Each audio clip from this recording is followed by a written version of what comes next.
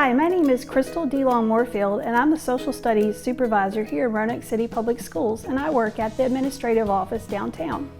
And today I'm going to be reading for you Before She Was Harriet, which is a book all about Harriet Tubman. And Harriet Tubman is an American hero, and she's best known as the conductor, the most famous conductor of the Underground Railroad, which was neither underground nor an actual railroad, but rather it was a network of places and people that led slaves to freedom. So let's read Before She Was Harriet. We have a train here on the first page. I wonder what the train might indicate in the story. Before She Was Harriet by Lesa Cline-Ransome and illustrated by her husband, James Ransome. Here she sits, an old woman, tired and worn, her legs stiff, her back achy. But before wrinkles formed and her eyes failed, before she reached her twilight years, she could walk for miles and see clearly under a sky lit only with stars. Before she was an old woman, she was a suffragist, a voice for women who had none, in marriages, in courts, in voting booths. Before her voice became soft and raspy, it was loud and angry, rising above injustice.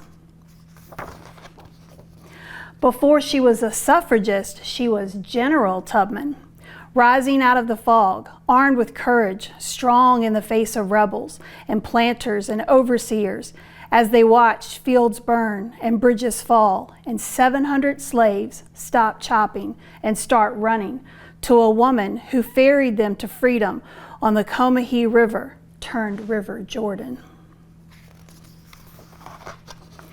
Before she was General Tubman, she was a Union spy, carrying secrets across battlefields to soldiers fighting in the Civil War for President Lincoln to end slavery.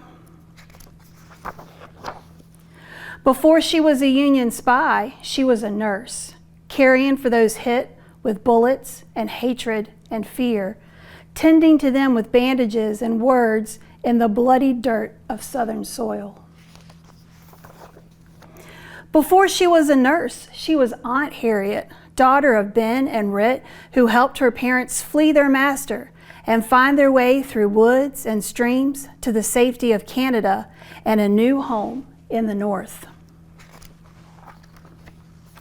Before she was Aunt Harriet, she was Moses, a conductor on an underground railroad with no trains and no tracks, just passengers traveling to freedom up north through swamps, past slave catchers, across rivers, and under the cover of night. Seeking the promised land for her people, led by dreams and God and faith, a wisp of a woman with the courage of a lion. Before she was Moses, she was Minty of Maryland, of one slave owner and then others who worked her, punished her with lashes, broke her back, but not her spirit.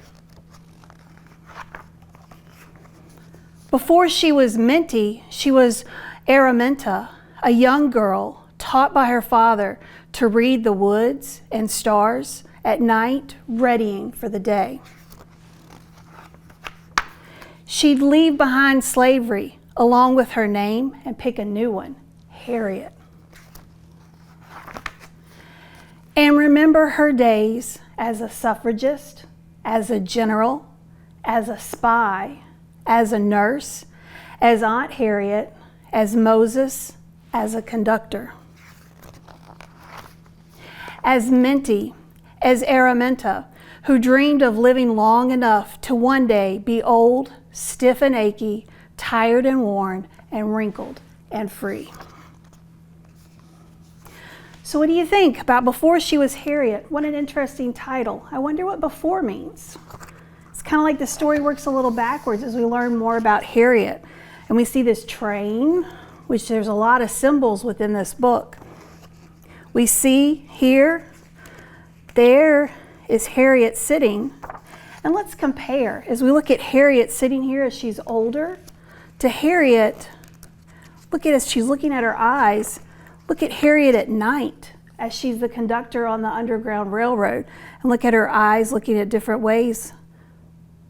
Think about, as we talked about how that she had the courage of a lion, and think about what courage Harriet must have had to lead others on the Underground Railroads and to lead them to freedom. Think about what risks she might have taken and the risks that those who were trying to escape to freedom might have taken as well. Thank you for joining me today to read Before She Was Harriet. Hope to see you reading more, especially it's a great way that we can learn more about people from history.